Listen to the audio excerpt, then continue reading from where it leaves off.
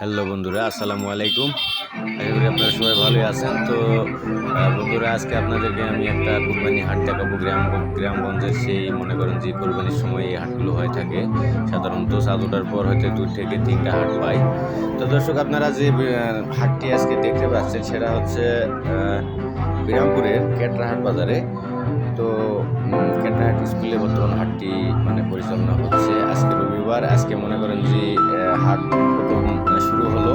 আশা করা যায় সামনে আর 2টা হাট এখানে পাবে, যেমন ধরেন যে বৃহস্পতিবার আছে এবং সামনে রবিবার আছে, তারপরে দেখা যাচ্ছে ঈদ হবে।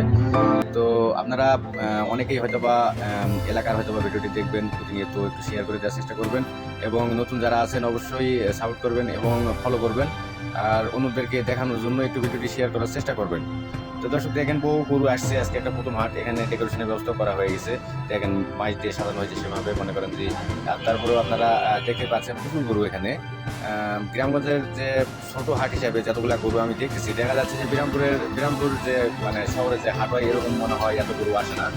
তো আপনারা অনেকেই হয়তো বা হাটটিতে অংশগ্রহণ করতে পারেন এবং গরু ক্রয় করতে পারেন এবং বিভিন্ন জাতের গাভী থেকে শুরু করে খাসি থেকে শুরু করে আপনারা যা কিছু ইচ্ছে এখানে পেতে পারেন।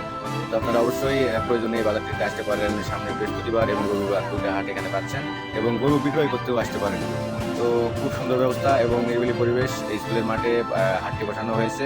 আপনারা একটু ভালো মনে করে একটু ভিডিওটি শেয়ার করবেন আর সকলের কাছে পৌঁছে দেবেন। ভালো থাকবেন, সুস্থ থাকবেন। সকলের সুস্থতা কামনা করে আমি আমার কথা শেষ করতেছি। ধন্যবাদ।